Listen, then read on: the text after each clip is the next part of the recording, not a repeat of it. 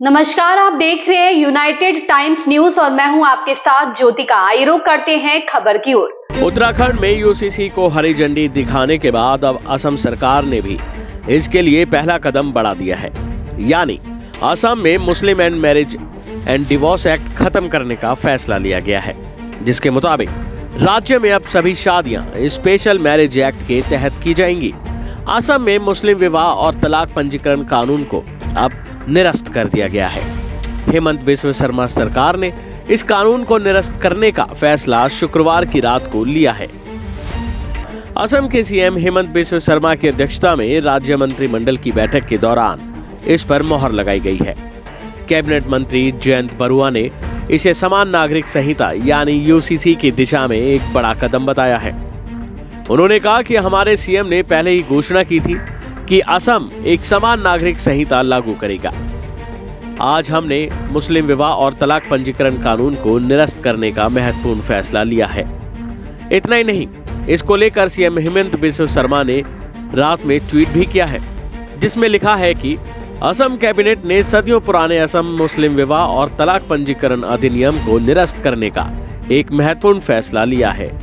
इस अधिनियम में विवाह पंजीकरण की अनुमति देने वाले प्रावधान शामिल थे, भले ही दूल्हा और दुल्हन 18 और 21 साल की कानूनी उम्र तक नहीं पहुंचे हों, जैसा कि कानून में जरूरी है। ये कदम असम में बाल विवाह पर रोक लगाने की दिशा में एक और महत्वपूर्ण कदम है। इसको लेकर मंत्री मल्ला बरुआ ने आगे कहा कि सीएम ने हाल ही में कहा था कि हम समान नागरिक संहिता की ओर बढ़ रहे हैं। इसको लेकर एक महत्वपूर्ण फैसला लिया है।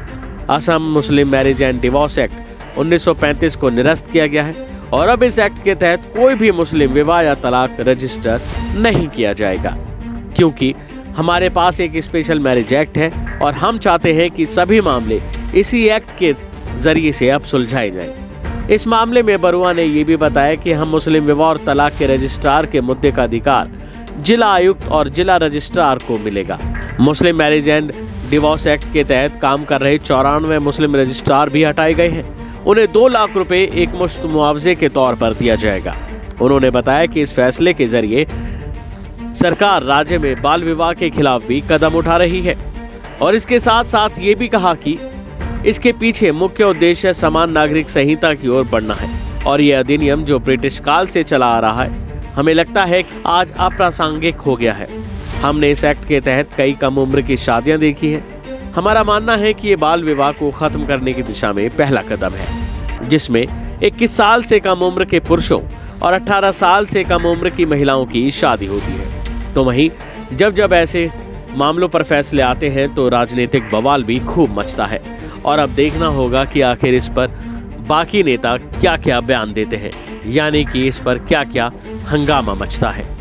इस खबर में बस इतना ही। बने रहिए यूनाइटेड टाइम्स न्यूज के साथ।